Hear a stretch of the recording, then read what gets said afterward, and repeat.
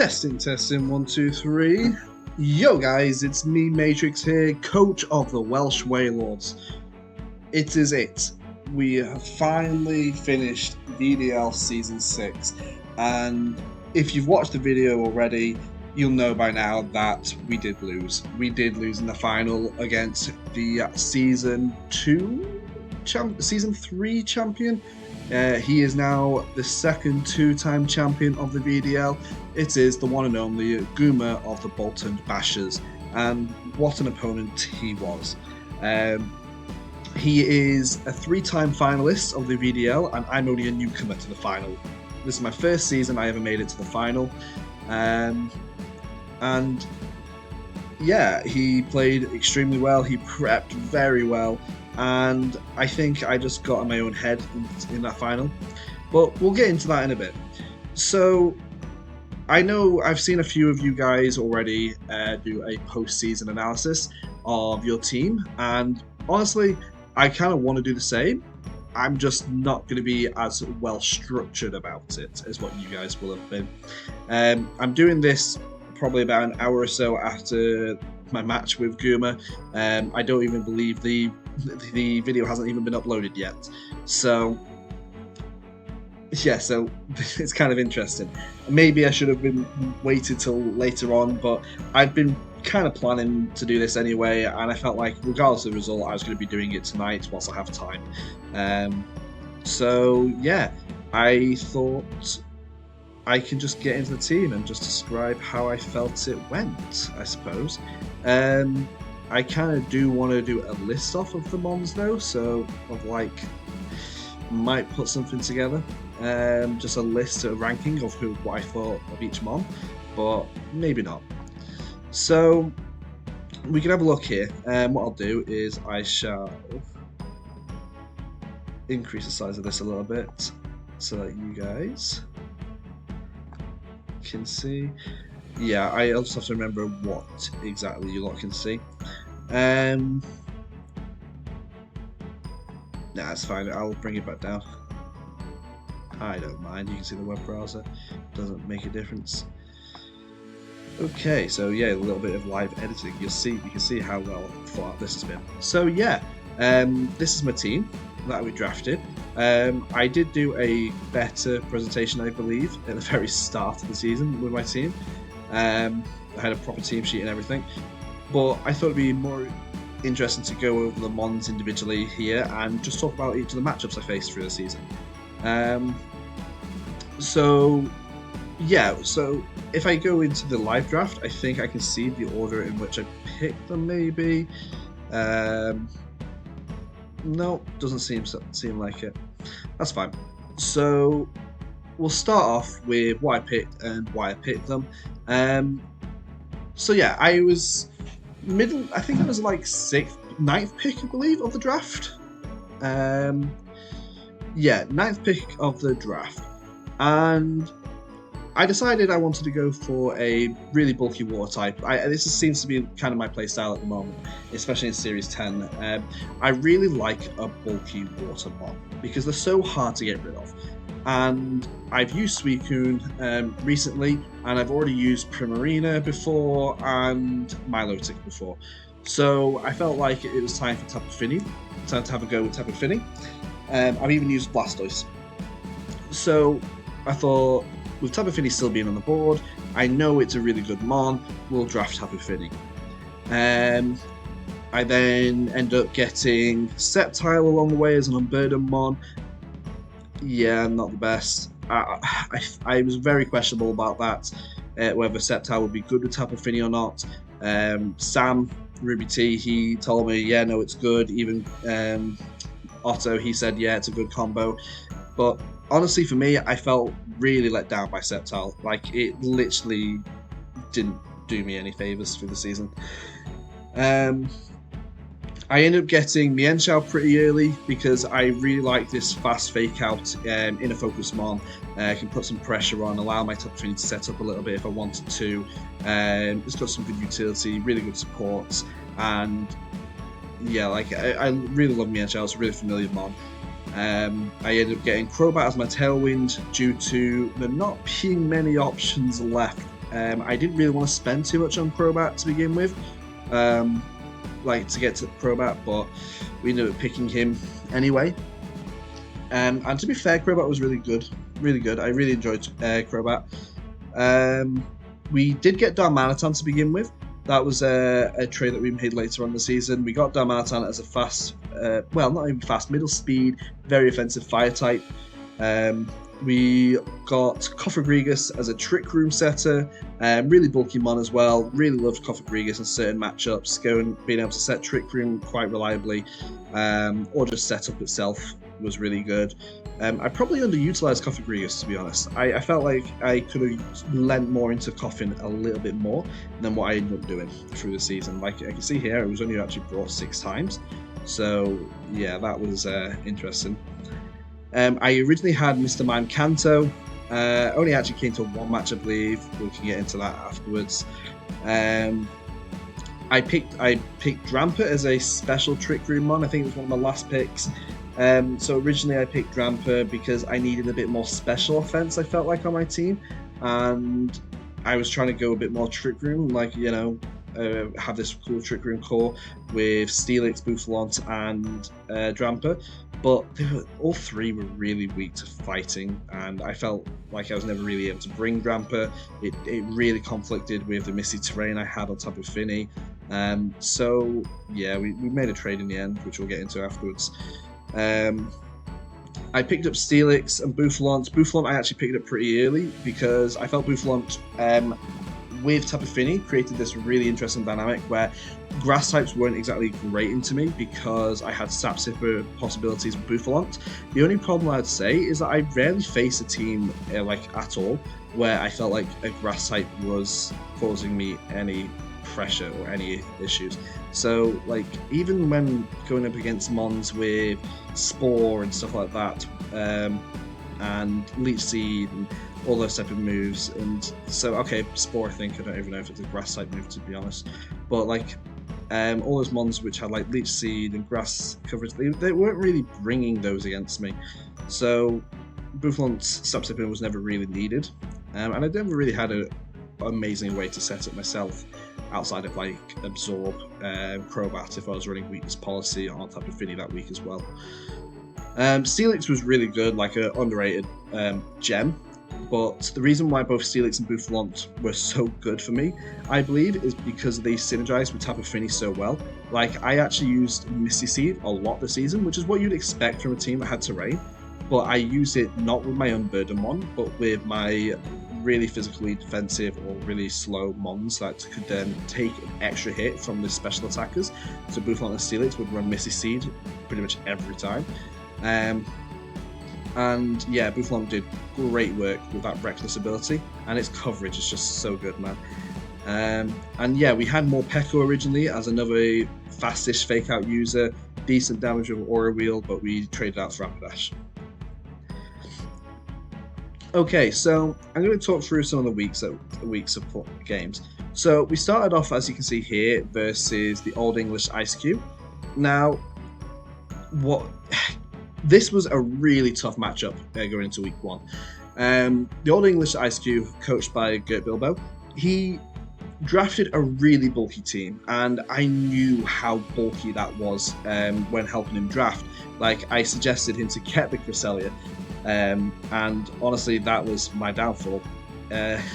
Giving him a hand in the draft there meant that my week 1 opponent, which turned out to be him, Gert, really screwed me over. I really struggled to think of a way to break through his Skarmory, his Cresselia, and his Toxapex, and it was just super, super difficult. So I decided that I would end up bringing some bulky mons like Boufflant, Cofagrigus, and trying to like almost outbulk him, set Trick Room, because he had some fast mons as well in Blaziken and Crocodile. So it's not even like his really slow mode wasn't well supported by Hyper Offense, which is Blaziken, Jolteon, Crocodile at the time. So he later traded Jolteon out for, I believe, Galvantula, and he ended up picking up Togedemaru, which, fair enough, he didn't have for my match. But Jolteon alone was really high pressure into, say, my Tapu Fini. And you can see here, like, I just got outbulked. Like, he had Skarmory with Misty Seed, and I hadn't even started using Misty Seed properly yet. I'd used it on Boufflant, I think, this week, but it was crazy. Like, the Skarmory I just could not kill. The Tapu Fini just wasn't doing enough damage. I was running Nature's Madness on Tapu Fini to try and get around it, but between the recovery from Moonlight Cresselia and Roost Skarmory, I just could not break them. You can see here, like, Cresselia was the last mon in game number 1, and it survived and got 2 kills, and that's just because I couldn't break it. Once he got rid of my Cofagrigus, I just didn't have a reliable way to kill it. And yeah, so you see then in game 2, I end up bringing more Peko just to try and do a bit more into like both Cresselia and into the Skarmory, thanks to Aura Wheel. But a few missed calls from my end and some really good calls from Gert's end. Like you can see here again, his really bulky mons Cresselia, Skarmory, they just lived and survived and just absolutely walled me out and got way more damage on me than I could do to him. He had just this really good recovery and switching, and he was able to just outbulk me and outlive me. Like you can see here, Boufflant did really well this week, getting 4 KOs, but again, it just wasn't enough to be able to take on the Skarmory. I mean, after all, Boufflant, I think I was running with the normal move, head charge, which is its signature move, and it was running probably, if I was to guess, Wild Charge and Lash Out, either Lash Out or Assurance to deal with the Crest. But it just wasn't enough. And yeah, the Old English Ice Qs handling my first loss of the season. 2-0, may I add. Like, it wasn't a good start for the Welsh Wailords. Gert went off to a good start there. But then we face off against our week 2 opponent. And our week 2 opponent here is the Drowsy Dracozols, a team, a friend, a coach that I've known since the early days of my draft career. He's a really good player, and he knows me incredibly well. So it was really not a confident matchup.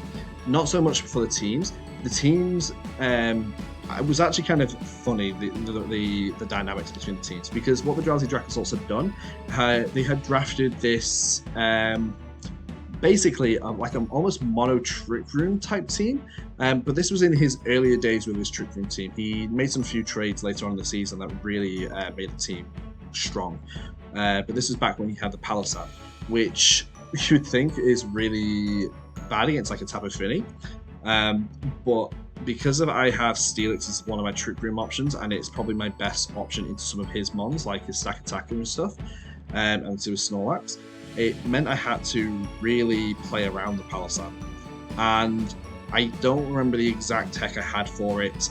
I could probably pull up my teams actually, and I can show you what I was using in them. So just hang on a second. Okay, so yeah, just having a look back here. This was the team I brought up against week 1 versus Gert. With the Tapu Fini with the leftovers. You can see here I was running Nature's Madness, Moonblast, Carmine, Protect, trying to outbulk him a little bit. You see this Misty Seed with the Head Charge, Wild Charge, Clown Guard, and Protect. And then obviously Fake Out and Feint. But Gert played really well against me with the Feint actually. Like I remember him reading me to go for a Feint, and it really helped him to regain momentum in the match. Really good for switching from Gert in that match. The Cofagrigus was nice with the body press and the iron defense, but as I say, just wasn't enough. And Morpeko had the Aura Wheel and stuff, but Morpeko's just not strong enough considering it's a tier 5. And Sceptile did come to this match, but I never actually took him to the game. So yeah, like you can see, Sceptile was starting to come, but just never went. So yeah, so going back to what I was saying about against Masenko here, you see the Crobat, Darmanitan, Steelix, Tapu Fini came, and here, based off what I've got here, you can see that part of my game plan was this really hyper offensive Darmanitan.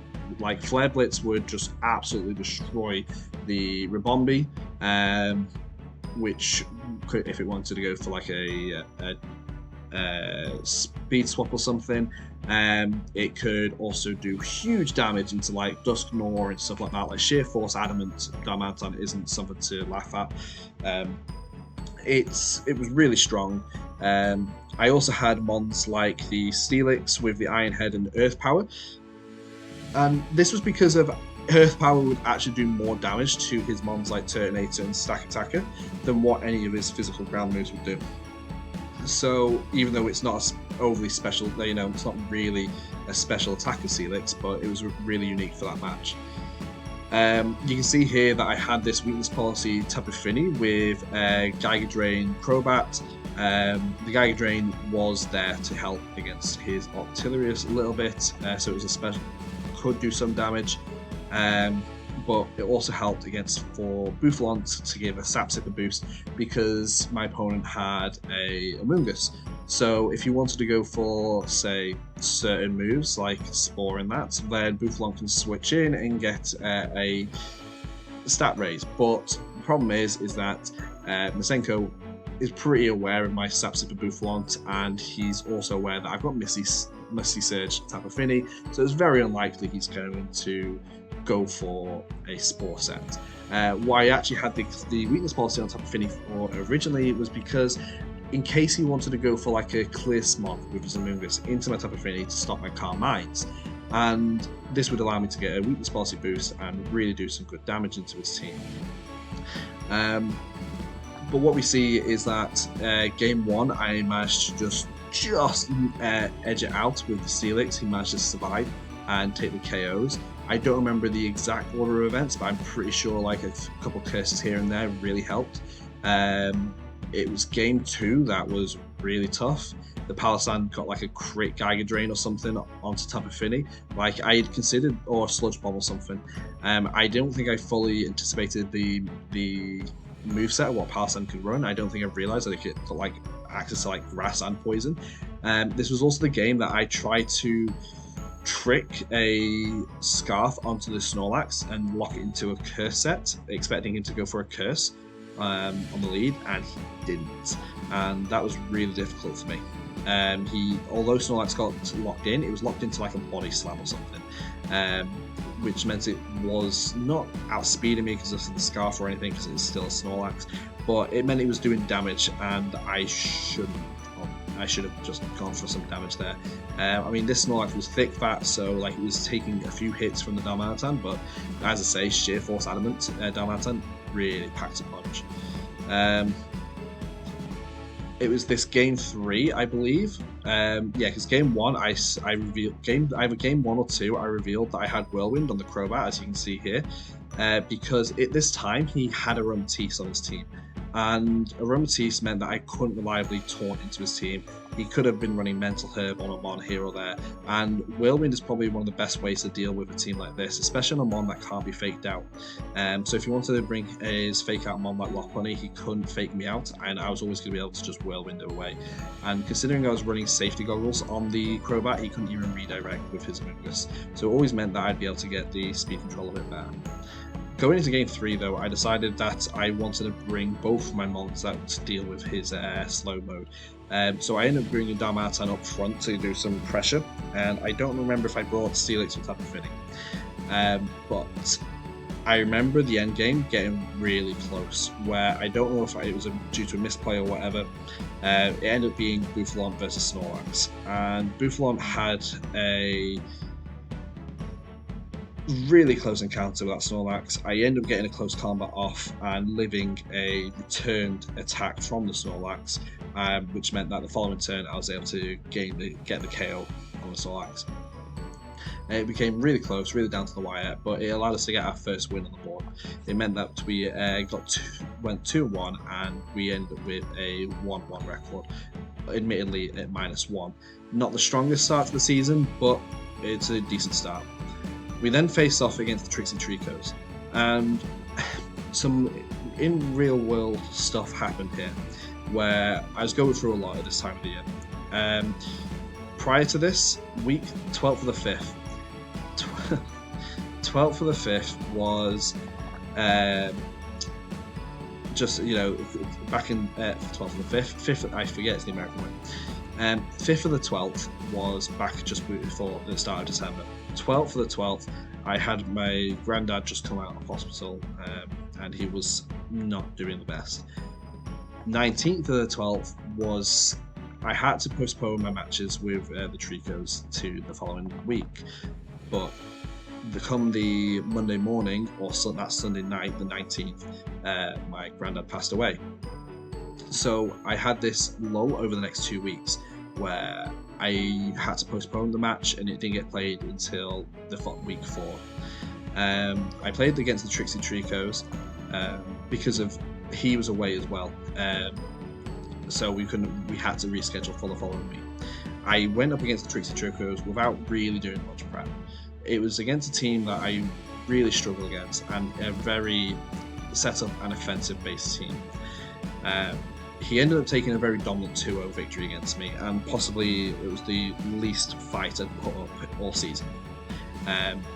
I basically just got outspared by the Salazzle with the fake-out pressure, the Thunderous just doing big damage, the Latias doing big damage, and then Golduck a really nice tech where it was able to just go for clear smogs and stuff into my Tapu Fini and negate any type of setup I had. I did bring the set tile to these 2 games, and as you can see, I led set tile to try and get some speed advantage. I managed to get past the rock tombs and stuff, so as you can see here, I was running a scope plant set with my set tile. And I went for the rock tombs and stuff into the Salazzle, and I never once got a crit with this set tile. Well, go for a rock tomb, it's only a 25% chance. I also brought Choice Banded Darmanitan to do big damage, which admittedly it did. Getting that huge damage off into Latios really put me in a good position in one of the games, but just not enough to really take control of it. I also was running Muddy Water Tapu Fini, and Muddy Water let me down. I missed a couple key attacks into the opponent, as well as getting an accuracy drop that didn't make a difference. He never dropped his attack. He never missed an attack onto me in this game. At least I don't believe. Going into this game, the plan was to basically set up screens with Mr. Mime and allow Darmanitan and Tapu Fini to do work behind the screens. I also had the option to run Crobat with Quick Guard to help against Grimmsnarl, if you wanted to go for Pranks of Grimmsnarl stuff. Tailwind was always good because obviously, again, it was all about getting the speed control against this team. But ultimately, it didn't amount to too much, and the opponent still managed to just sweep through my team. I did get it to, I believe, 2-1, and I got a self-KO with my Darmanitan's Flare Blitz. So I did manage to take both games to a 2-0, but not significant enough. So yeah.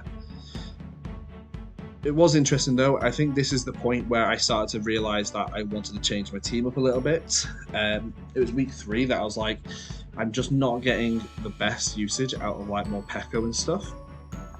My electric and fire types were frail. They weren't really. I was starting to struggle a little bit with my team, and I was realizing that I'm never bringing Drampa, even though I brought every other mod that I have. So going past week 3, I moved straight into the following match, which was against the Sting Like a Rabombi, the Monodark type team, and it was a bit of a rough time for me, as I say, but I felt like if out of any other match I had, this was probably my best matchup, and that is because I have Tapu Fini, and Tapu Fini is such a threat, especially against a team like a Monodark. What was also interesting is that my opponent doesn't have much in the terms of special offense. So when going into this, I realised that Tapu Fini just needs some poison berry, because that's his best way to deal damage to me with a cross poison Drapion. So just to protect from a sniper set. Mienshao was brought with Choice Scarf, but that was just more there in case I wanted to deal with the Zoroark lead, or if I wanted to deal with a Urshifu lead just to do some speed control with like low sweep, close combat, or most importantly, it was really good for against like the Weavile, which the Weavile can't fake me out, and I can low sweep to get the KO, or almost get the KO, or just straight up close combat. However, you can see here the Mienshao did really well, but it was fainted without getting the KO because in game 1, I think I wanted to do like a Mienshao and Crobat lead just so he couldn't go for any type of fake out, because up to this point he'd been doing a lot with like Weavile, Sableye, Prankster Sableye, fake out Sableye, or fake out Weavile, and I wanted to be able to confidently lead against him without the fear of being faked out, especially with anyone who's been going up against him. If they protect, then he just encores them into protect. You see, Sableye was a huge threat. Being able to pressure fake out, have fake out pressure on the team, including an encore from Prankster, meant that I couldn't really go into setup, and I had to just go on the offensive, which is why I chose to go for his Choice Scarf Mienshao in the first place, so that I could just remove the Weavile type thing, which is what you can see here with the result, and that's why I got the kill the Crobat, because Mienshao would do the damage, Crobat went for the U-turn, and stuff like that, for repositioning. I did bring Darmanitan with me, and I did bring Mr. Mime, because Mr. Mime, again, is a fairy type, and it made sense to bring it. I did bring a skill swap on it with Soundproof, and I remember there being a particular reason for it. I know it was also able to help me against like Snarl or something, like I could skill swap onto my own mod to get Snarl to stop Tapu Fini being worn down by Snarls. But as you can see, Carmine, Blastoise, Clean and Protect, a pretty basic moveset. And this is when I started to really develop Tapu Fini with the type of set I'd be running with Tapu Fini, which is Carmine, Protect, and 2 attacks. I had Psychic Terrain on the Mr. Mime initially so that I could stop any of his Prankster stuff with the Sableye, and some fake out pressure late game. But just having the Crobat up with Toxic, which was there mainly for the Mandibuzz, just a U-turn, just straight up U-turn, Quick Guard or Tailwind was provided really strong. And having this Tapu Fini and the Steelix in the back was huge. Because if I said about how my opponent only had special attackers, like that's basic physical attackers, he only had one form of special offense, which was the Zoroark. And being able to have a Steelix that, with the Misty Seed, boosted my special defense, as you can see here, was mainly specially bulky, like Impish Nature as well. Boosted the defense up. With being a Misty Seed set, I could easily just go for a Iron Defense, High Horsepower, or Body Press, and just setting, this is what was key to my victory against the Mono Dark type team, having a mon like Steelix, being able to just set up an Iron Defense and just start clicking Body Press into things. He doesn't have any resist over the Sableye as his only way to deal with like a switch in, and Sableye isn't the one you want to be switching in, especially if there's a mon as strong as Tapu Fini on the field.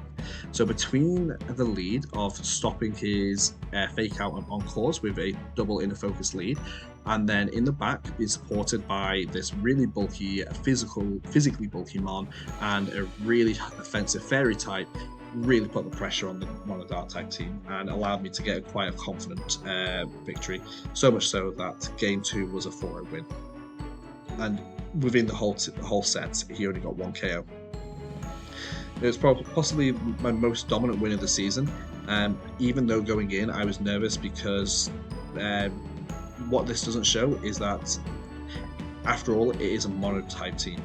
And Batista is really skilled at piloting monotype teams. He's really experienced, and you can never be too sure that even though a matchup looks favourable, it doesn't mean that it'll go that way, as Ribombis proved within the season, where they did get a few wins that you wouldn't have expected. So yeah, we then move on to, so we at this point we're 2-0, 2-2 with our record, which is sitting like very middling. We'd won against 2 of our opponents in our division, but lost to one and lost to one from outer division, which is probably where it hurts the most.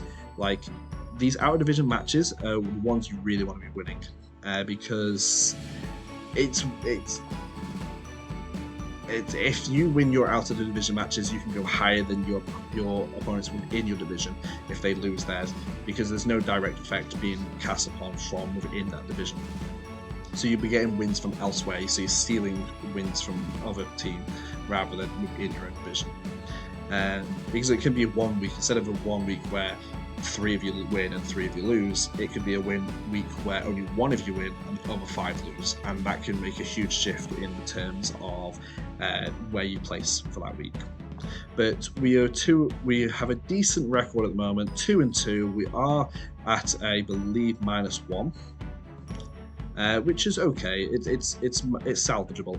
But then we face off against the Tyrannosaurus, and this is probably one of the most crushing losses within the season for me. We did lose 2-1, but it was an incredibly close set.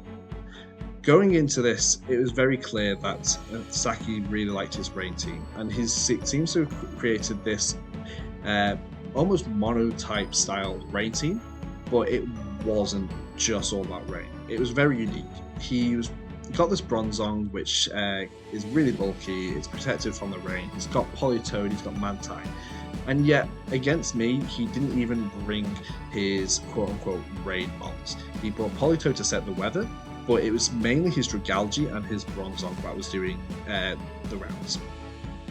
As you can see here, I brought up against him a Trick Room based team because I felt like my best chance against him was going to be within Trick Room. This was also the week where I'd made a couple trades. I managed to, one of the coaches from the season had already dropped, and they dropped their Raichu. So at this point I decided I wanted to pick up Raichu because it would benefit my team so much more than what Morpeko did. Just getting that lightning rod would be huge, and the replacement coach is the one who dropped the Raichu. So I instantly picked up the Raichu, ready for this week. Wasn't even planned for this team. It was just to improve my team overall. I dropped my Morpeko and picked up Rapidash. I dropped Darmanitan and picked up Raichu, just because I felt like Darmanitan was kind of underperforming for what a tier 2 is. Like, I felt very limited in what I could do, and Raichu provides so much more versatility to my team, and Rapidash isn't that far off what Darmanitan can do, and is a little bit more bulky. So I decided to go for the Raichu, and it actually really helped me out for this week, going against a mono water type team. It meant I had a more reliable electric type, and I've got this lightning rod that really helps me for protecting against the opponent's Raikou. So I bring Nuzzle, Volt, Tackle, Fake Out, and Encore. The reason why I went for a physical Raichu is because my opponent had very specially defensive water types, and mons like Mantine was going to still tank the electric type attack without it. But what I didn't account for is that my opponent has Trace Guard as well, and this is what we see in, I believe, Game 1, where it ended up being, I managed to navigate around the Dragalge, and the Gardevoir ended up coming in, and it started off really bad. I lead the Tapu Fini.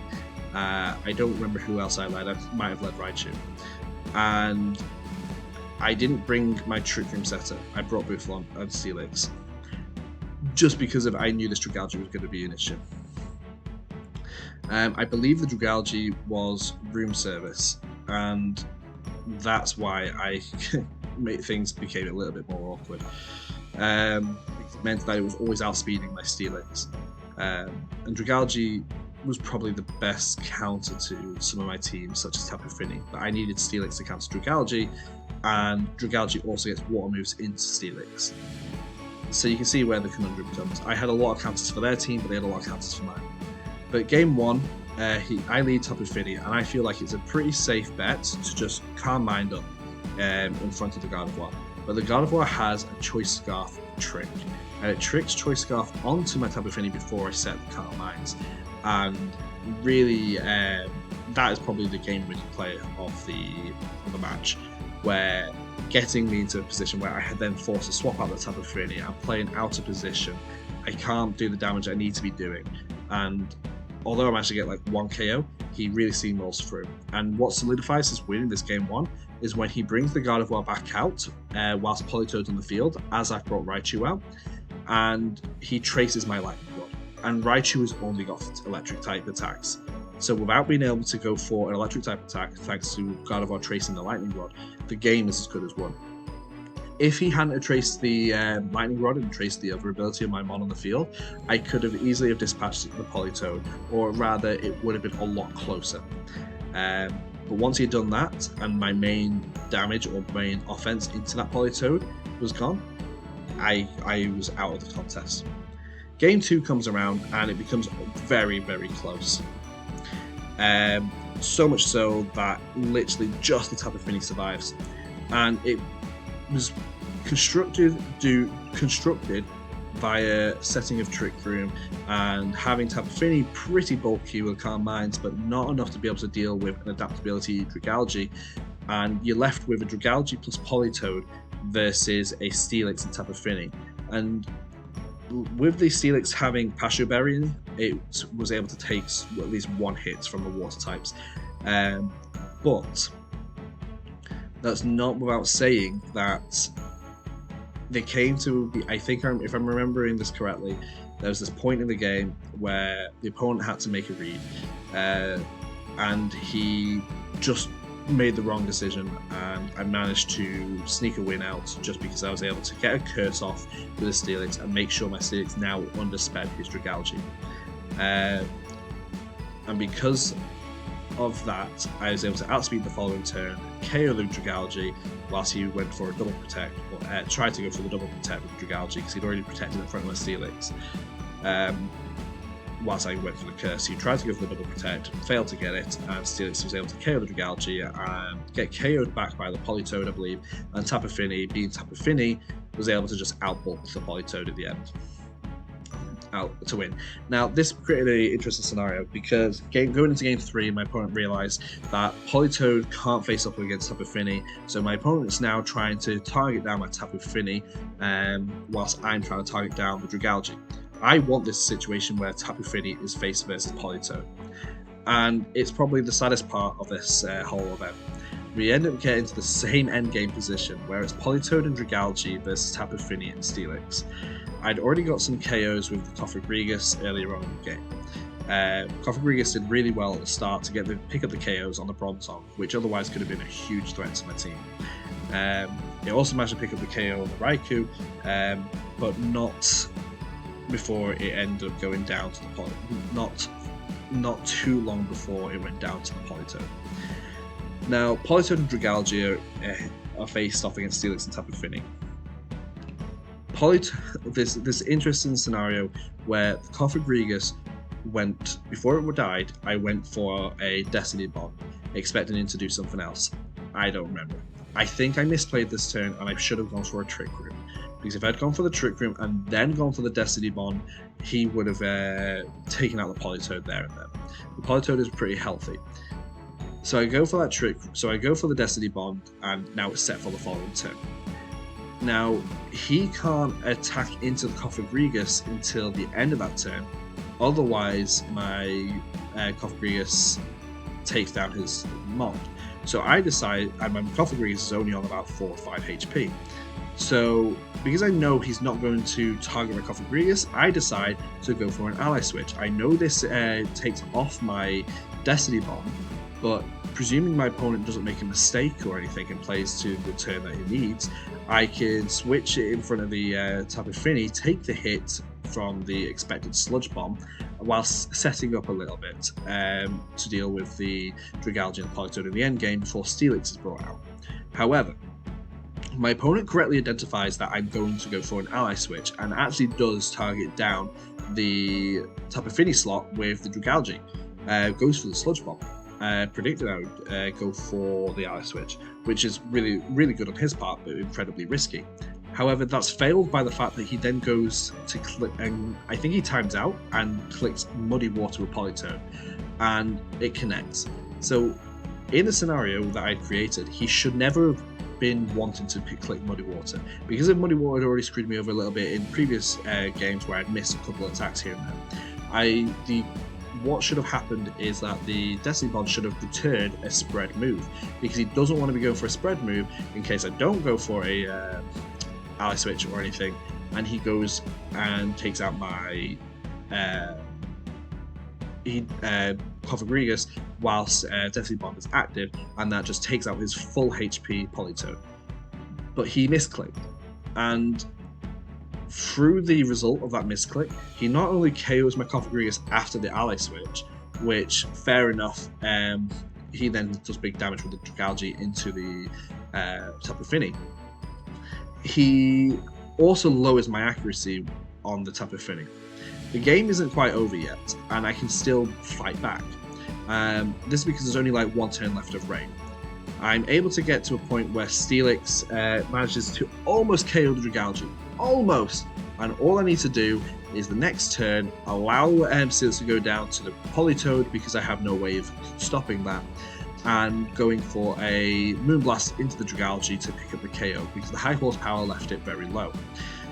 However, due to the accuracy drop from the misplay earlier on, which he should have played because of, an Alice, because of the Destiny Bond, Muddy Water was the worst play he could have played that turn. If I had just gone for any other move other than the Alice switch, from over predicting what my opponent would do, I missed the Moonblast. I missed the Moonblast 2 turns in a row, and Dragalge is able to pick up the KO on the Tapu Fini, and Polytoad ends Steelix. It's a really close end game, and I felt slightly robbed from the fact that it was lost due to an opponent's mistake that allowed him to win. But I could have obviously played that end game a little bit better if I'd gone for that initial trick ring to begin with, if I hadn't gone for the ally switch, because ally switch is a very situational move and it was a bad time to have used it, because my opponent still even predicted what I'd do, so I shouldn't have even gone for it. So yeah, he ends up taking that win, and it's a bit of a sore loss for me. Taking a loss like that due to some RNG, it really hurt. And I felt the team was pretty well prepped. The Bouffalon was an Assault Vest to take better hits from his mons. I had Misty Seed Sceptile again. You see the Sceptile come out, but I didn't actually need it because he didn't go for his fast mode. He went for the slow mode. And Cofagrigus was really good with a Shadow Ball, Desi Bomb. And obviously Raichu would have been better, but I couldn't risk the Trace in later games. So it was unfortunate, but that's what happens. It really sparked a fire though in me for this week. I then made further 2 trades. I traded out Drampa for Mr. Mime Galar, and I traded away Mr. Mime Kanto with Krizzle of the South Korean Source for their Flygon. And that loss really inspired a comeback for the rest of my season. At this point, I'm 2-3, 2 wins to 3 losses, and the end of my season is looking pretty bleak. I've still got to face off against Bolton Bashers, a previous champion, the Sussex Sableyes, a finalist of the previous season, and Rebellion, who is notoriously known for being incredibly difficult opponents, really offensive. However, admittedly this season they took a more defensive team, which doesn't exactly match their playstyle. So up next is the Bolton Bashers, and if I've got any hope, I need to win this matchup. And I would say that out of all the matches I played, and any match that I won this season, this is the match that I felt like I didn't exactly win, rather my opponent lost. And I had a decent team going in, like some really cool tech, like a Scarf Rapidash outspeed Hail mode. I had Misty Seed with Sunny Day on the Sceptile to change the weather. I had a Weakness Policy Tapu Fini with a Nuzzle Raichu, which on the terrain, I'm not going to be activating Paralysis onto my Tapu Fini, but it's a really minimal damage move. And yeah, so I had some really cool techs that really helped me to win the match. But they had even better tech in my opinion. Game 1, they take. Gyarados gets a Dragon Dance off and really puts the pressure on. Swampert is doing a really good job at switching in. And between the Zapdos being Cobble Berry and just taking the KO on the Sceptile first turn, and this is why I hate Sceptile, it just never did anything. And then Tangler being an absolute menace with Amnesia and just Rage Powdering to redirect the attacks and stuff, and just Leech Seeding up was really difficult to deal with. So game 2 comes around, I kind of switch it up a little bit. I end up bringing Crobat instead of the Sceptile, and I think I even lead like Crobat's Rapidash or something. And you can see here, like week 6, I have the Air/Heatwave Sludge Bomb Tailwind. I went for a special Crobat to deal with a Tangler a little bit better. However, it didn't exactly turn out to be any use because my opponent was going for Amnesia Tangler, which actually made it bulkier than a physical Tangler. However, game 2 was he ended up losing game 2 due to a misplay at the end of the game where it was Crobat and Raichu versus Gyarados and Tangler, and if he had gone for the Rage Powder with the Tangler, it would have ensured the Gyarados to survive and then pick up the KO on the Crobat or the Raichu 1 or 2. However, he didn't, and the Crobat still managed to outspeed a +1 Gyarados because the Gyarados he brought was a really bulky version, and being at +1 just wasn't enough to outspeed my Crobat. So we managed to take the win just from a pure luck that he misplayed. And game number 3, a similar situation. Raichu and Rapidash were left in the end game, and if he had gone for a Rage Powder earlier on, well, I think this one was a little bit luckier because again at the end game he didn't actually go for a Rage Powder, he went for a different move such as Leech Seed or something, trying to connect it onto the Raichu with Rapidash, and it was against again Gyarados and Tangler at the end. They were the 2 ones that were causing me the issue. If I had had a spread move, electric move on Raichu, it would have been a lot different. I managed to get the weakness policy off on the Tapu Fini this game, really put a lot of pressure onto his team.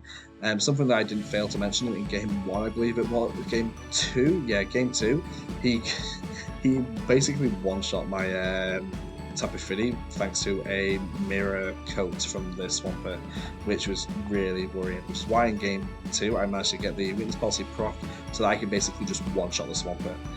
I was +4 with the Tapu Fini at one point, but it still wasn't doing a lot of damage to the Gyarados, even with the Dazzling Gleams. We ended up getting a paralysis onto the Tangler thanks to a Nuzzle from the Raichu, and the Crobat was kind of chipping away but just wasn't doing enough. Rapidash ends up going down before I can do enough with it, before I can get rid of the Tangler, which is unfortunate. And it comes down to a turn where he probably should have Rage Powdered, however that same turn he got paralyzed, so he wasn't able to anyway, which is kind of what I was going for in this endgame. I kind of had to just go for the Nuzzle and hope that the Tangler full powers on a turn that it should be Rage Powdering, and then just fire off Thunderbolts into the Gyarados, which was with Conberry, so I still had to hit it twice. But yeah, we managed to get a little bit lucky here for this endgame. I still believe that my opponent outplayed themselves more than what I did to win. So like the win came more off their mistakes rather than good phenomenal play from me or like anything like that. I felt like it was I felt it was a good game, not taking that away at all, but I do think that out of all the games that I won, it was my opponent that lost himself the game rather than like me taking the win from a really dominant display or really good plays. I just got really lucky in my opinion. But yeah, so that was week 6 with a weakness policy again, a jetpack and everything, which never actually came. So but at this point I'm really disappointed in Sceptile. I'm hating Sceptile. Sceptile's one of my favourite ones, but I just couldn't get it to work this season. Like at all, and I knew I wouldn't be able to from the moment I drafted it. I just had a feeling it was going to not let me down, but going to be difficult to use. So then we move on to the Sussex to the Sussex Sableyes, and this is week 7. This is now pushing on. I'm 3-3. The playoff push is real. Sussex Sableyes I think I've been talking a while now, to be honest. Yeah, we're hitting the 49-minute mark, so I will try and speed up a little bit. These last 2 weeks of playoffs of regular season really flew by. I was really scared about going against Sussex Sableyes because they had this Nidoqueen, which if it was special variant or I can't remember what it was, but it had coverage for my entire team. Sheer Force Nidoqueen basically runs through me. And this is the first week I decided to bring the Flygon. And game 1 goes really well. I managed to just basically put a bit of pressure on his leads, the Persian Alola or whatever it was, get rid of the mons I needed to. Bouffalant was an absolute saint. Bouffalant was running like Lash Out. Just in case he went for like a Snarl or something with the... if he went for a Snarl with the Spectria, then a Lash Out was going to do huge damage into him. I didn't need much more than Headshot, Lash Out, Close Combat, and Endeavour. I remember now going up against Saki, but the Tyranitar I tried to use an Endeavour play onto him, I think, and it failed because he just picked up the KO or something, and I never got that to really work, the Endeavour, which is a shame this season. It was a really cool piece of tech that I liked. But yeah, the Spectre ended up going down. He only got a KO with a Rapidash Galar, and that was only against my Crobat, so it was he only got a KO against my Crobat. The Bouffalant died to its own recoil. Once it done what it needed to do, the Flygon comes out at the end, or at least might not have. I think Flygon stayed hidden because the Tapu Fini picked up the KO on that same turn. So Flygon didn't do anything that game, but it came. And it was only in this second game where I got to this point where I managed to remove the Rapidash Galar and the Jigglypuff. And the fact that he didn't bring Nidoqueen to this game, and he didn't bring Lastria at all, meant Flygon was really free in the back. And I played to this endgame where I knew Flygon would be able to clutch out, especially against a Roserade. Roserade was like really big into the Tapu Fini and doing big damage. But it wasn't enough thanks to some Calm Mind boosts. And as you can see, I just brought the same mons again, Bouffalant, Crobat. Bouffalant did huge damage into the Spectria. Jigglypuff was more of a hassle than I anticipated because it was able to basically just, between Friend Guard, boosting the defense of the Spectria and then heal pulsing the Spectria, I actually kind of find that a little bit difficult to deal with. So I kind of ended up having to target down the Jigglypuff. I'm pretty sure I got a crit in there somewhere as well, which really helped turn the tide of the game, or really hand it over to me, should I say. And then from there, I ended up having Flygon come in from the back and just Dragon Dance up a little bit and just take out the Roserade. And this was the birth of the Flygon story. From this point on, there's like this arc that Flygon underwent that really proved it to be a useful asset to my team. Just gave me an extra bit of weaponry in my arsenal. Dragon Dance is such a broken move. Like, Flygon isn't even that good of a mon because its only physical ground type coverage is Earthquake and Sand Tomb. And yet, Flygon was an absolute beast for me. So we face off against Rebellion in week 8, and it's a win-in scenario. I'm 4-3, and a 4-4 is very unlikely to make playoffs. I needed to beat Rebellion. And Rebellion, as you can see here, had this really bulky team.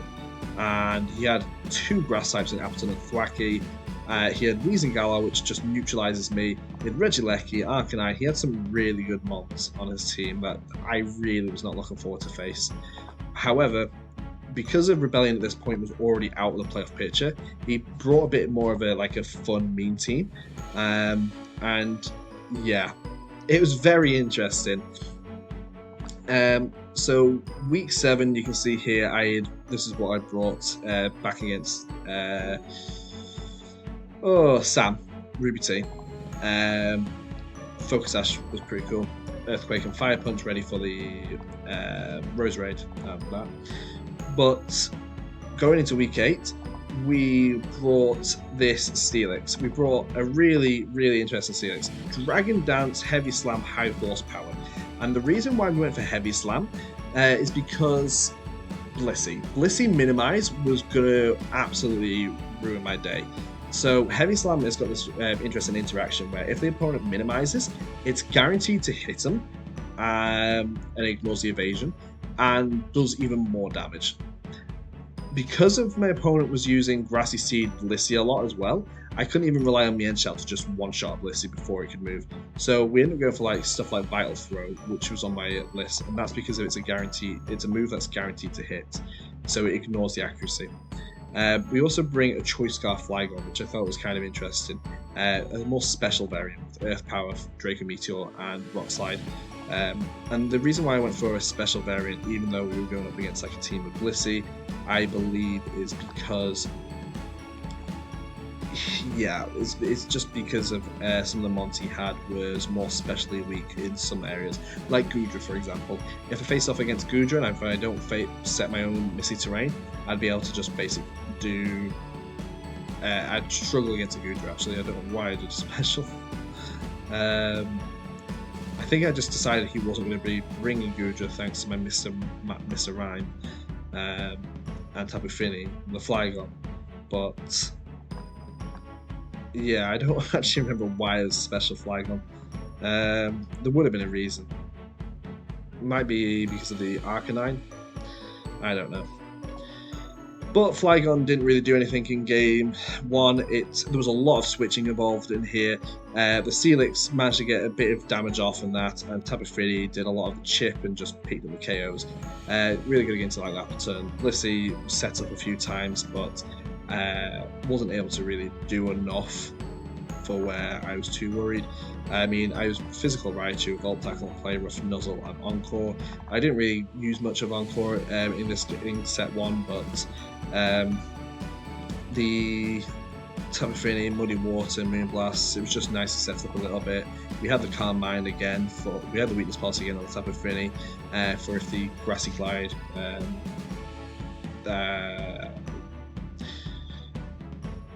I keep want to say Tapu Monkey, but it's not. It's for Thwacky. We had the. Oh, this is the wrong one. This is VDL. So we had Rindo Berry for the Thwacky. We had the Calm Mind Freeze Dry Side Shock set on the Mr. Mime Galar, which was a shame I never actually got to bring it. It was a really cool set I wanted to try out. We had the Taunt on the Mienshao in case, set up. We had Volt Tackle, Play Rough, Encore, and Fake Out on the Raichu again, really good. But it was this Steelix. Steelix came in game number 2, and my opponent brought, I believe, the Mimic. I want to say Mimic, but it's not Mimic. I keep thinking of Dragon Quest Mimics whenever I think of this Stunfisk. But Stunfisk Galar with the Mimic ability into game 2, and with a few terrain switches here and there, like I see it's just got Dragon Dance up and Dragon Danced up and Dragon Danced up, and just was hitting hard. And the opponent just had nothing against it. Like, he had the Snare Trap with the Stunfisk, which was really cool to stop me from doing any switching with the Tapu Fini. But once Steelix was in and just setting up, there was nothing he could really do.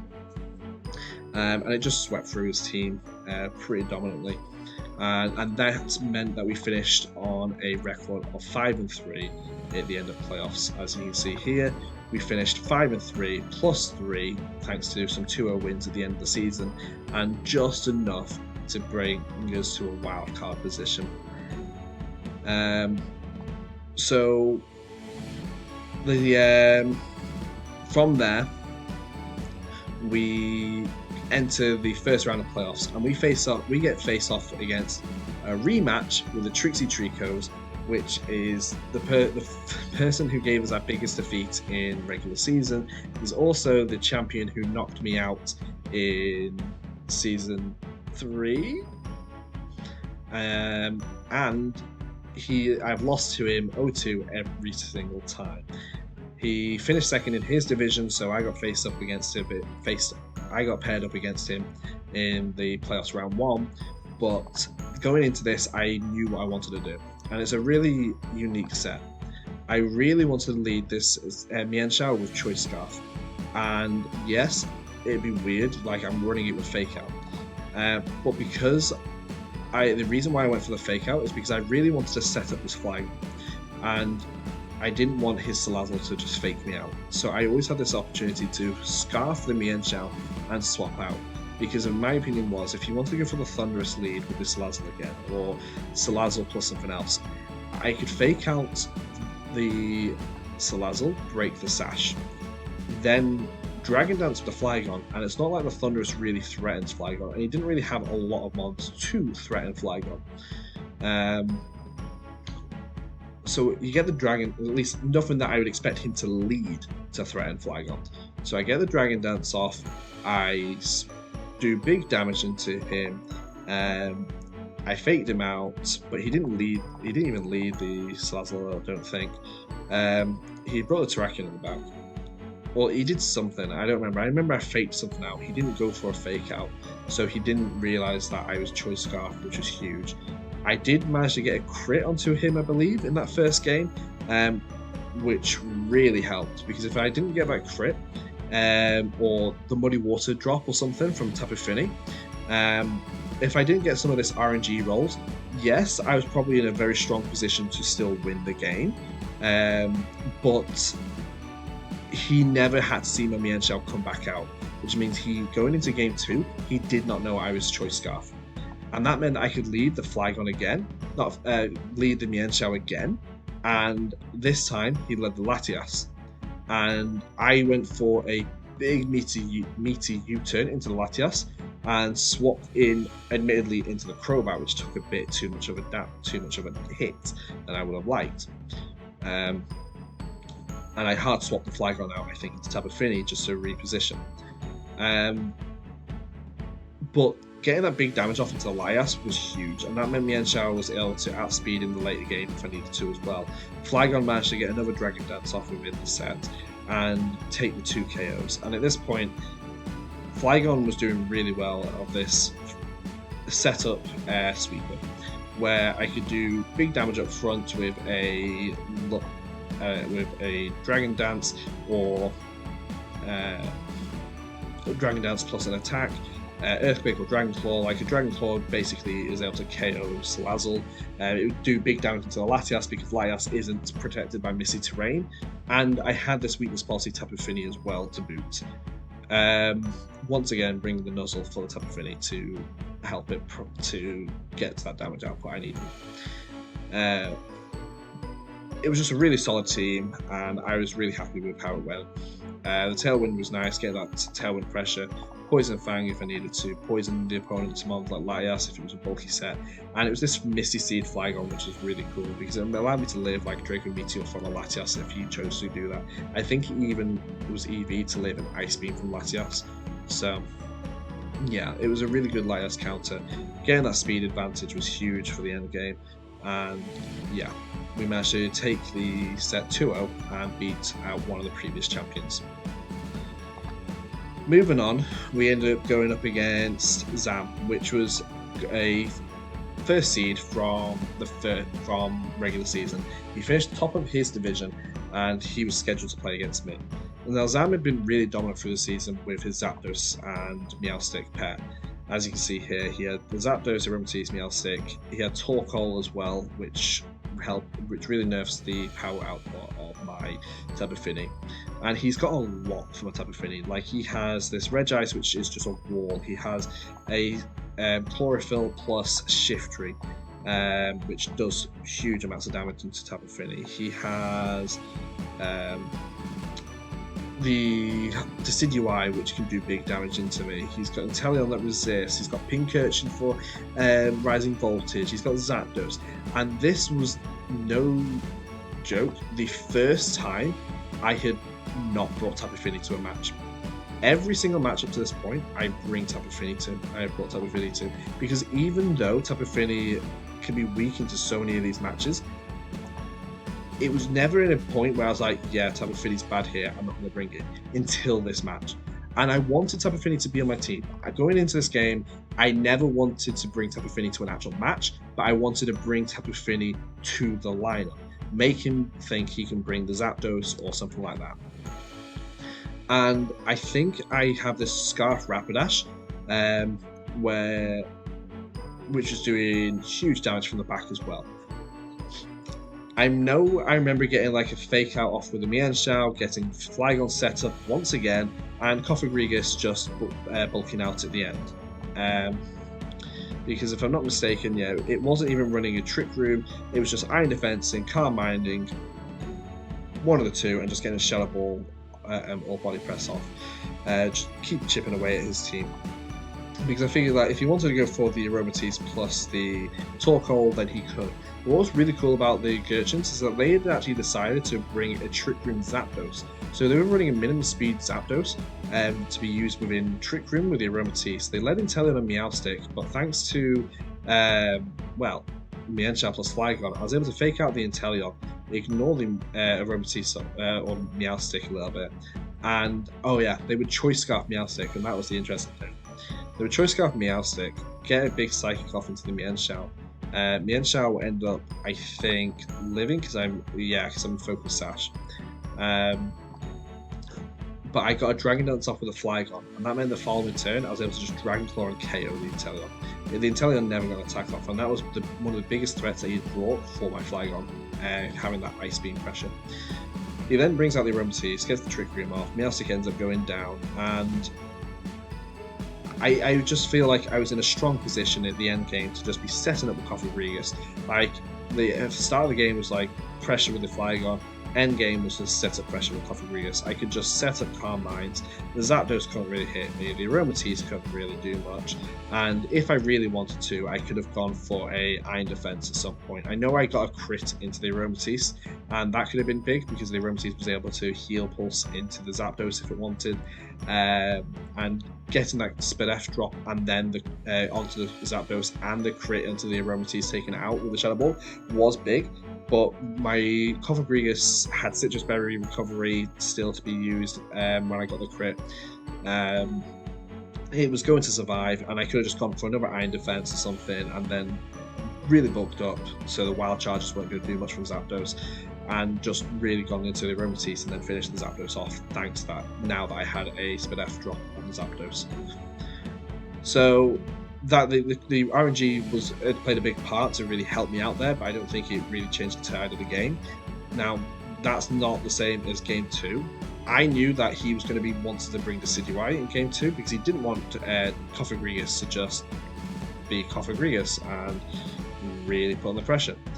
He wanted to really damage the Cofagrigus, so I knew Decidueye was coming in Game 2, so I decided to lead the Crobat and Rapidash instead.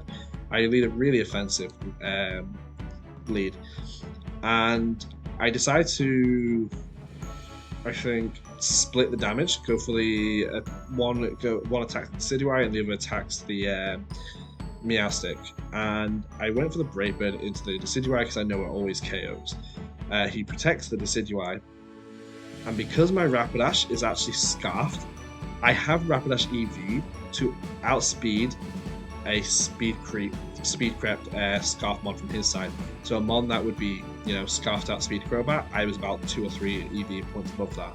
So my Scarf Rapidash outsped his Scarf Meowstic, and Scarf Rapidash takes out the Meowstic because it crits, and that was only a chance to KO off a crit. So a huge RNG moment, and really, really changed the tide of the game. It meant the Gurchins were really put on the back foot, just this hyper-offensive lead, and then to end it off, I had the Flygon in the back come out, and I didn't even need the Cofagrigus to finish the game off. So yeah, that first turn crit really helped me to position to win the game, and I ended up winning 2-0, and this is looking really good for the Wailords. Like, we've come from a 3-3 point in week 6 to being the furthest the Wailords have ever got. We've made it into round 3 of the VDL playoffs, and in one of, if not the most competitive season here in the VDL. So we're doing really well. We face off against the Roll Gold Pretzels, and this team is just insane. Like, the Roll Call Pretzels was the regular season champion. They were the only team to win 7-1. Their only one loss was to a winless team in regular season, and this team put me through the rings a little bit. I gotta give a huge thanks to the Pretzels though, because again, as had happened at the start of the season where I'd lost my granddad, my other granddad has now also fallen ill, and at this moment in time he is still ill.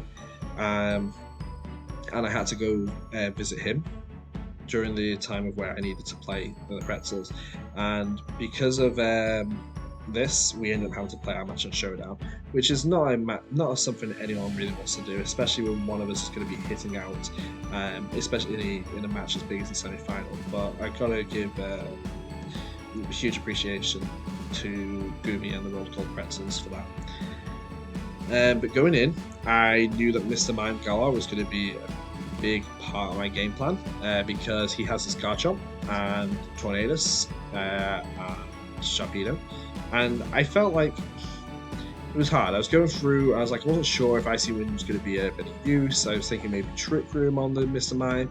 Cofagrigus was going to be really nice to just set up a little bit with some body presses and some iron defenses. At least that was part of my game. That was what my original game plan was. Tapu Fini was just going to do Tapu Fini things. I had the Wakon Berry on it for the Bike Ball, but never even showed up. But what was the biggest thing for me was this Crobat with Choice Scarf. I thought it was going to be huge, and it turned out to be only semi-decent. So we start game 1, and he leads Aggron plus Tornadus and Carnot, and I lead, I think, Tapu Fini and might have been Mr. Mime.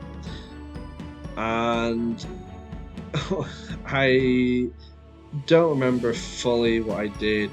I just remember trying to set up a Calm Mind with Tapu Fini, and then this head smash. No, it was Crobat. It was Crobat and Tapu Fini.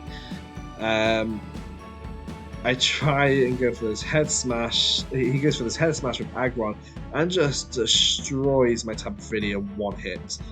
And I'm just like, oh dear, what do I do now? Because it was turn 2, because I faked out the Aggron turn 1. He goes for an Icy Wind with the Tornadus, lowers my speed on mine, lowers my speed on Tapu Fini, and me not really registering that Aggron's probably going to outspeed this next turn.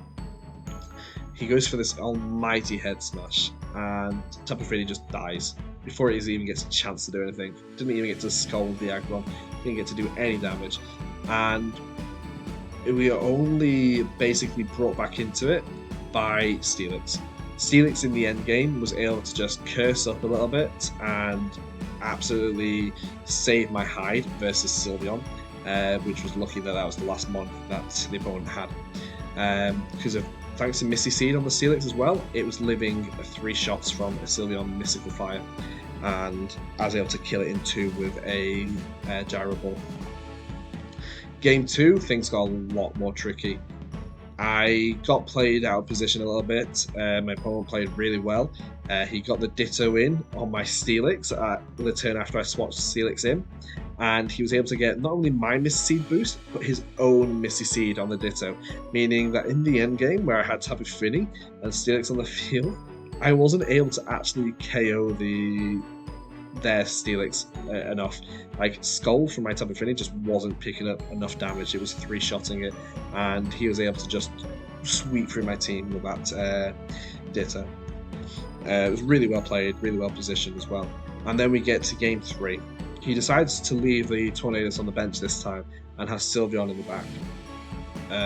Or I input this wrong and completely screwed everything up.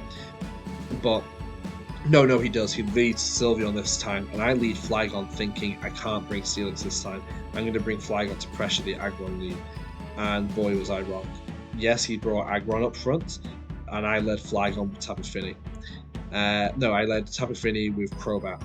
And he ends up dittoing my Crobat, which is Choice Scarf. So I was Choice Scarfed into 1 attack, which was Poison Move into the Sylveon. But he was free to just set a Tailwind up and then outspeed my own Crobat, and I completely missed that. He ends up KOing my Crobat on a turn that I really didn't need him to, where I was really hoping to get that damage onto the Sylveon. And Sylveon being leftovers, and even with my poison type damage, I was doing 50%. Because it had leftovers, I did 50%, but he survived because of leftovers, which is really huge. Because then Flygon ends up coming in on a switch in later on, thinking that I'd be able to get the KO there, and he comes and but I don't. Flygon switches in and gets taken straight down to Sash, and it's not looking good. Crobat's just been taken out. Flygon's at Sash. Mr. Mime comes in, and I swap Flygon back out to Tapu Fini. Luckily for me, my opponent makes a slight mistake sort of halfway through the game, where I think Ditto goes down to an attack, but I go for an Icy Wind with the Mr. Mime. Oh no, Ditto doesn't go down. He swaps the Ditto out after going for a Brave Bird into my... I think the order of events goes, I get an Icy Wind off into the Sylveon after the Crobat attack with Tapu Fini or something. I don't. Get an Icy Wind off onto the Sylveon. The Sylveon's speed drops. He goes for a U-turn off the Crobat into the Mr. Mime and it brings it back out. But the Sylveon's now slower than my Mr. Mime, even though it's in Tailwind. The Garchomp comes out, wherefore, in my opinion, if the Aggron had come out there, I would have lost this game.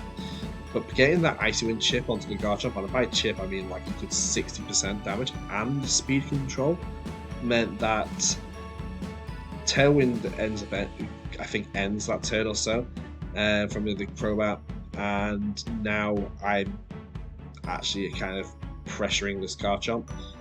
He then takes out my Mr. Mime, maybe, I don't know. Oh yeah, from the Hyper Voice for Sylveon, so now it's just Tapu Fini at like 14% health and Flygon at 1% health, and my opponent still has all 4 mons in the field. I then have to play a little bit more on the offensive side. I go for an attack into the Sylveon with a Tapu Fini, knowing I will outspeed it. And I go, because now Sylveon's at half speed inside Tailwind. And Flygon, I go for a Scale Shot into the Garchomp slot. Because Tailwind has ended this last turn. And the Garchomp switches out. You know, again, if he'd brought the Aggron in, it might have been a different game. But he didn't. He brought the Ditto out, and now Ditto copies Flygon and just gets absolutely destroyed, gets KO'd, and I get a speed boost. And now, him trying to preserve that Garchomp speed difference from the Icy Wind drop to get it reset meant nothing. He's lost a mon. Garchomp comes back in. Sylveon, Aggron comes back in, and now I'm 2 versus 2. Garchomp at like 30% HP, and Aggron like 100%. Flygon goes for the Scale Shot into the Garchomp again. Does manage to pick up the KO on it, luckily. Does hit both Scale Shots, so that was really good. The Aggron then goes for the Heavy Slam into the Flygon, and I go for a Scald with Tapu Fini. Now, previously in Game 2, I managed to one-shot the Aggron on turn 1. However, this time I don't get the KO, and it lives on 7%. And at this point, I'm thinking, I know this Aggron is as a choice item, whether it be banned or Scarf. I'm pretty sure it's banned. If it had choice Rock Slide, then and connects both, then that was GG and that was game over. After realizing that it survived on 7%, but luckily he went for the Heavy Slam, the Flygon, and Tapu Fini picked the win, and we make it into the round for finals. We make it past one of the hardest scenes, and we make it to finals. And this is where the story gets more sad. Now, I can't show you the matchup because it's not been submitted yet, and I'm pretty sure if I look at the mod stuff down here, yeah, the match hasn't even been submitted yet. So I can tell you now that I lost. I lost 2-0. I didn't even get a good go at it. My opponent brought the Hail Mode, so we can look at his team. This time he brings Choice Scarf, Ninetales, and he brings Art Results in the lead. He has this Blizzard pressure. He goes for Blizzard. I go for Fake Out with whatever I was leading. I think Raichu. I led Raichu. I go for the Fake Out into the Art Result, chip it, and he goes for a Blizzard. He freezes my Crobat before I can get a Tailwind off. Now, as the game progressed, I don't think it made too much of a difference that I didn't get the tailwind off. I think I probably still would have lost, but it would have removed this speed pressure on his side. I would have had most of my team out speeding. I would have had the Rapidash in the back out speeding the Ninetales of the Arc Result. I would have had Tapu Fini out speeding in the back. So it might have made a big difference. It might not have. I'm not going to sit here and say that was the end. That's what lost me the match. It didn't. It would just put me in a bad position. I still could have lost easily, just as easily, had I not been frozen. Because I failed to realise that it was a Scarf Ninetales, to be honest, and I should have swapped in the Tapu Fini the following turn, but I couldn't really risk it with the Arc Result being free to just go for Bolt Beat. So it was a pretty one-sided game one. I do get to a point where I feel like I could have brought it back, where I had to count on the Gyarados not hitting at least one Power Whip, or at least hitting the first one and not hitting the subsequent one. I go for a Calm Mind with Tapu Fini, hoping that in the following turn he'll miss the Power Whip to boost my special attack. I know the Heatmore is on the field. I make the mistake for not bringing a Water-type move on my Tapu Fini this week, even though my gut was saying I probably should. I feel like Heatmore's coming. And I just leave it with Mono Fairy-type moves. Because if I had gone for that Water move, it would have been so much easier for an end game. I could have definitely won that end game. Wherefore, with just Fairy-type moves, it was more questionable. I could have gone for the Calm Minds. I was +2 to special defense. I was taking hits from a Giga Drain, Heatmore, and I was going to take hits from a Freeze Dry Ninetales and KO each of them subsequently in return. A Moonblast from Tapu Fini at +2 was also in the range of KOing a Gyarados from that position. And had the Heatmore not crit me with the Giga Drain after the Power Whip hit and left me on 4 HP, I possibly could have brought it back slightly. At least the compound variables of the Tailwind at the frozen turn 1 plus the crit that later on in the game. I think without those RNG moments, there is a possibility that I could have come back from and won the match. I'm not saying it was a definite, but I know there was more likely of a chance. But this is Pokemon, and that's what happens.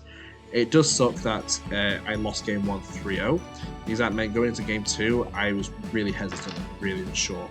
More unsure than I already was going into this match, where this whole week I'd been trying to prep for the game, but I was just having no luck. As we said in the start of the regular season, my opponent only really lost because he made his own mistakes. So if he played a lot cleaner, a lot better, and predicted what I would do, which he did, he was always in a more favourable position, even if the teams were evenly matched like they were. He just seemed to always have that upfront pressure against me. I think that came from a difference in skill level between me as a coach and him as a coach. He played really well, and I just failed to do the same. So game 2, I lead. I think it was. I decided to leave Crobat behind. I lead Rapidash to get some offensive pressure, and I don't know, Tapu Fini. And then, not expecting him to really lead the Hail mode again.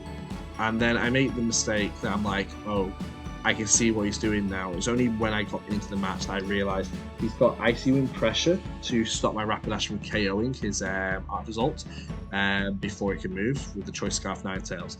And I expect him here to target down my Rapidash because it's a big threat, instead of going for the Tapu Fini. And I expect him to target it down with a Stop and Tantrum, because I could quite easily just swap in the Raichu at this point, take the Bolt Beak that could be coming out into either Rapidash or the Tapu Fini. So I feel like his safest bet would be to go for a Stop and Tantrum. So I swap out Rapidash into Mr. Mime so I can get Fake Out pressure for the following turn. And then Moonblast into the Arc Result, because I know that a Fake Out plus 2 Moonblasts will KO the Arc Result. And unfortunately, he just goes straight for the Bolt Beak, and I misread what he would do in that situation. Gets the KO on my Mr. Mime before it even gets a chance, and then I'm caught right on the back foot once again. I make another mistake in calling what he would do later on in the game. I believe that I had Rapidash in the field and Tabu Fini, and I decide to go for a choice lock myself into Wild Charge, expecting to switch out the Ninetales into the Gyarados because of expecting me to go for a Flare Blitz into the Gyarados slot, and swapping out the Heatmore because it was at -3 special attack into the Arctozolt. I expected a double switch here because of he was free to do so, but I was expecting it to be into the other slots because there was no reason why I wouldn't go for a Wild Charge into the Heatmore slot because it was already chipped. And there's no reason why I'd go for a Fire type attack into the Ninetales, so he should swap Gyarados into that slot. So I tried to make that read and go for a Wild Charge into the Ninetales slot. Yes, I'd be -1, but I'd still be doing a lot of damage. And trying to go for a a Moonblast into the Gyarados slot as well to try and get as much damage as I can and potentially just KO the Gyarados on the switch-in, leaving me in a more favourable position for the end game against both Mons. However, it doesn't work out. Obviously, I have to describe what he did, and he switched into the other two positions. And it was just reflecting back on this, me being in a position where I have to make these hard reads as to what he did is again evidence to the fact that his prep was just superior to mine, and his positioning in the game was so much better. Like, I probably should have done a bit more practice matches or something and just worked a better game plan for what I do against the Hail mode.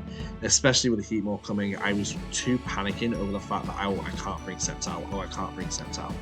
And I think it's just a product of my season where I've just felt like Sceptile has been really bad or really performed. I couldn't trust myself to bring the Sceptile, even though in hindsight, getting the sunny day off and leading with Sceptile plus say Rapidash or something probably would have worked, but he could have then just bolt beat into me and we'd be in the same scenario. So it's definitely difficult to have said. It was definitely a hard matchup for that final match, but it was definitely won by the stronger player. So I've got no complaints there.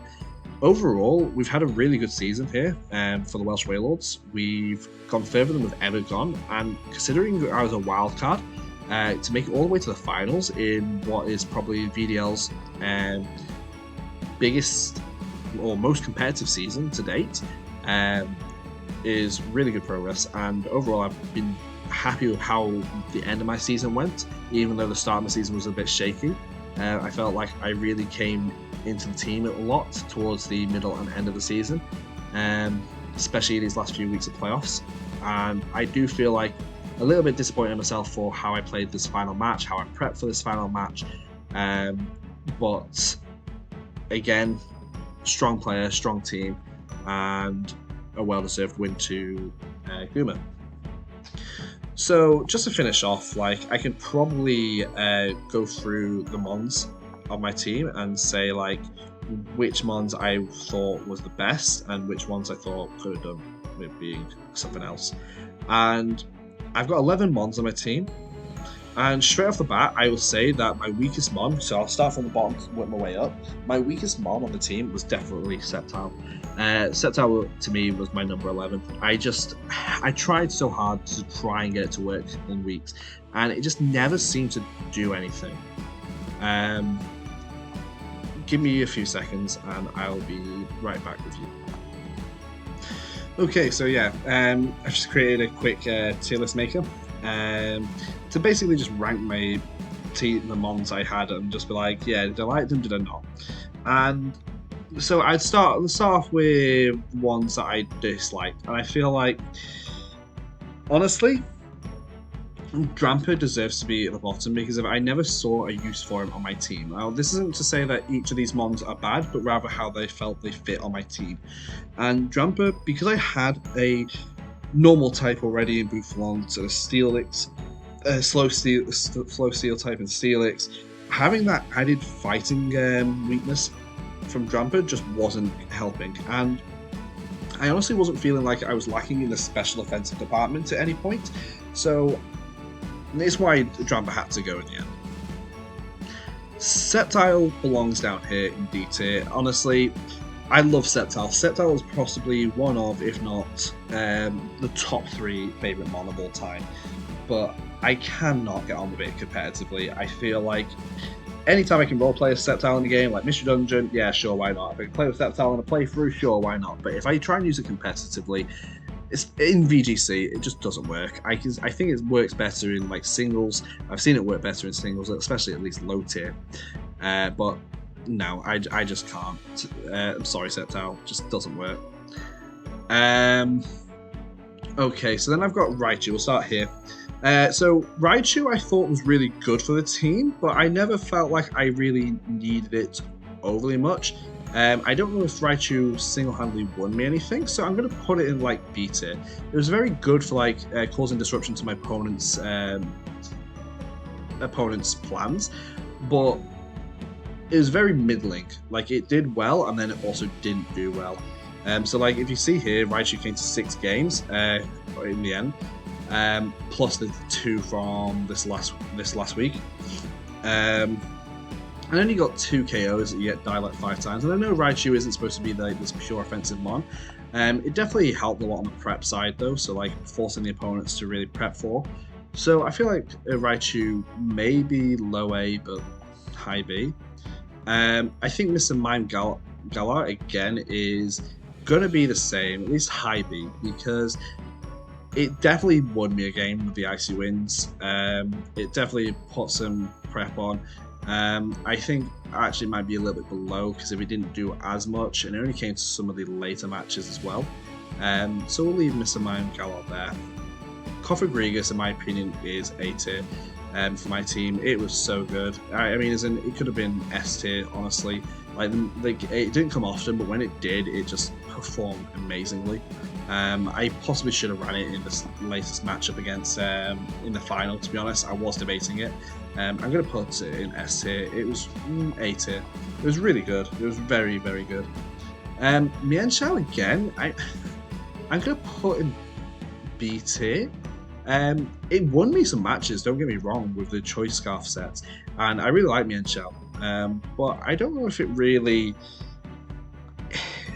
I always felt like I had something better to run a lot of the time, which is unusual for me with Mienshao. I always feel like Mienshao's solid to bring, but there we have it. I mean, we'll just put Tapu Fini up in S. Like, Tapu Fini just Tapu Fini. Like, it never felt bad into a match, and it always performed really well. Always bulked things, so we'll leave that.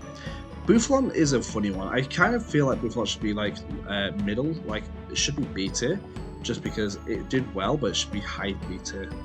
It did well, and it was a tier 5 after all. So like, you'd expect Bouffalant to do really well. But you wouldn't expect Bouffalant to do overly well, but like it performed well. It performed great. Like it took hits, it dealt damage back. It was just very good for like swapping damage. Nothing too extravagant. So yeah, Morpeko. Morpeko's gonna go in D tier. It's gonna go be behind Sceptile. I still prefer Sceptile. It just wasn't good for my team. I'm definitely happy with the trade I made for it, to be honest. Flygon, instant A tier. I mean, it did so well. I think I could put it in S tier for my team. I think I'll put it above Coffin at least. Like, it won me matches, man. I won me matches I don't think I would have won if not for. And yeah, I piloted it decently well as well. But no, Flygon was huge. Crobat, I think, is again like this middling tier where I think it's like maybe it's A tier. It was good. It was definitely good. I think it was lower A tier. It's definitely good for the speed control though. So I remember like when I had Crobat and the Mienshao as leads, like they were really good together, the inner focus. So I'm definitely gonna keep that like that. Steelix again. Steelix was great in my opinion. I think Steelix was almost as good, if not better than Flygon. I think I'm gonna put Flygon back into S because it just did so well. Steelix is gonna be high A for me. Like with the Misty Seed tech, it just did so well. Like, it was never going to get burned thanks to missy terrain, and it had decent special defenses, and it just did really solid. Really happy with how Steelix performed this season. Never really had a bad match. And yeah, like, he had a tough matchup against Saki, but that was against a team that was mono rain, and for it to be, well, not mono rain, but like really heavy invested in rain mode, and for it to have done that well into a team like that, I think it's high tier. Darmanitan was good, but I'm going to put it in C tier. I did trade it away after all. Mr. Mime, again, I'm going to put in C tier. And Rapidash, I feel like C tier is justifiable for it, but I will put it in the B tier.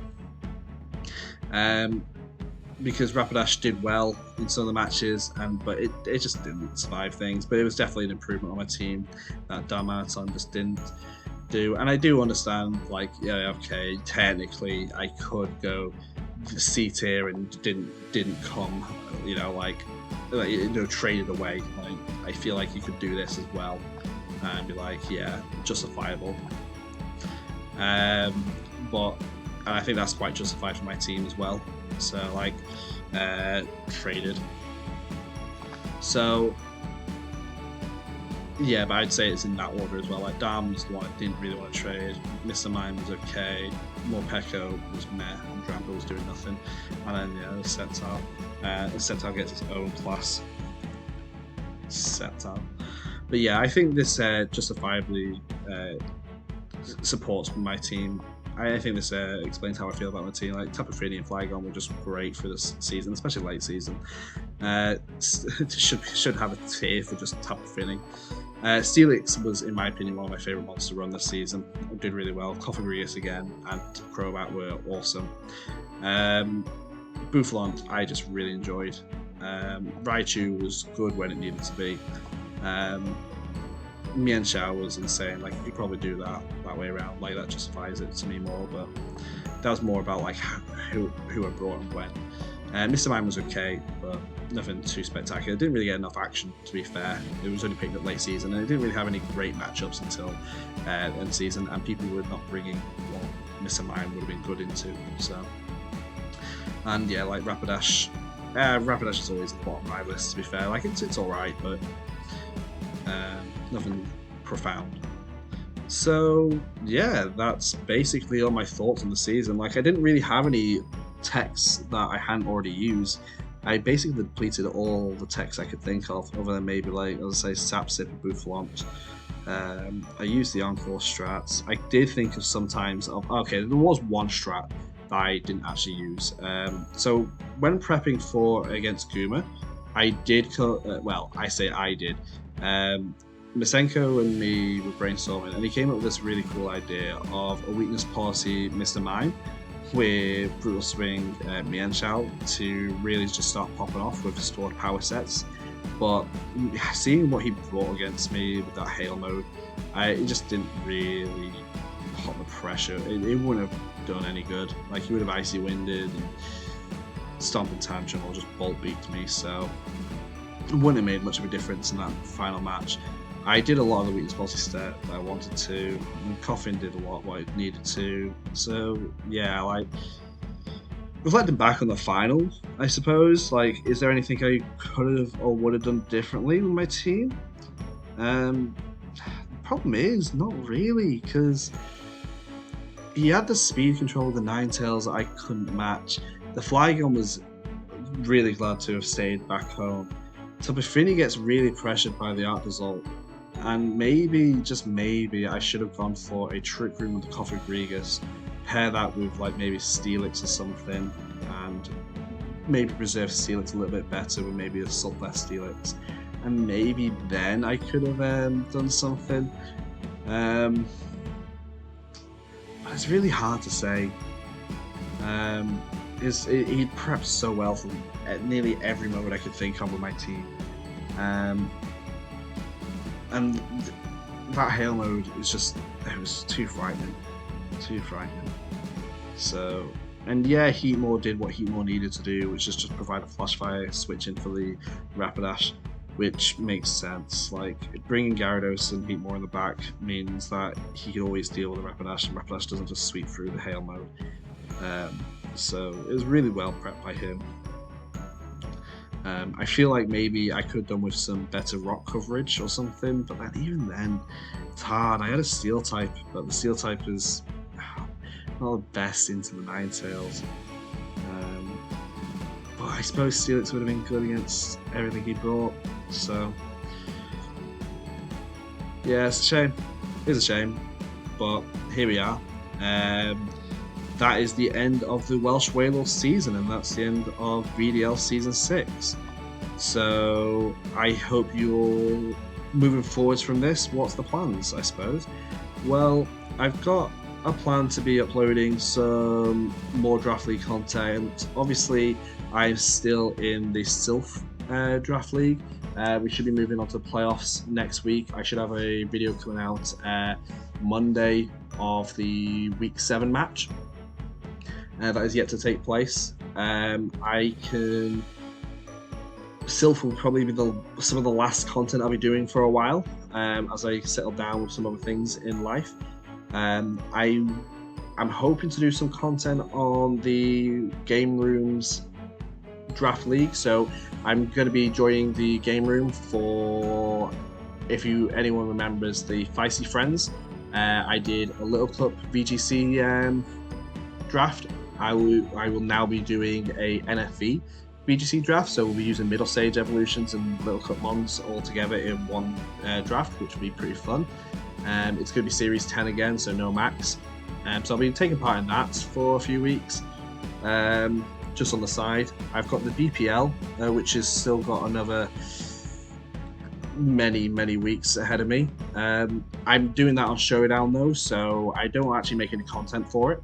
However, if anyone wants me to make a recap or anything for how the season's gone so far, like in midway or something, just like a mid-season recap, I remember I did a team intro or a team overview or post-draft analysis of my team, just so that everyone could be, anyone who watches could be updated on it. So it's up to you guys if you really want it, let us know. Make sure to follow all the great creators of VDL. Join us over in the Discord. We should be starting up Season 7, the final season for Sword and Shield, I imagine. We should be starting that up in, I would like to say, about April time. So keep your eyes out for that. I might join this season, Season 7. VDL stresses me out, man. It's just the level of players there. It's so tough. But I feel like this season, if there's any one thing I can take away from it, is that I have proven myself to be a contender, like a top level player of the VDL. Prior to this, I've always been just knocking on the door, and yeah, admittedly I choked in the final, didn't follow through, but it is against one of, if not the best player of the league, so it's not awful, and I did manage to pick up a win against him in regular season, so it's not to, I'm happy with how the season went, and yeah, I hope you all continue watching my videos, and I hope you all follow the VDL for next season. So, I mean, after all, if I don't play, I'll still probably do some commentary and stuff, so keep an eye on the channel, and we'll see what happens. Anyways, that's enough from myself. Been going on for a long time now, so thank you all for any of you who has continued watching this far, and I will see you all guys next time on the next draft video. Peace out, guys. Wish you all the best.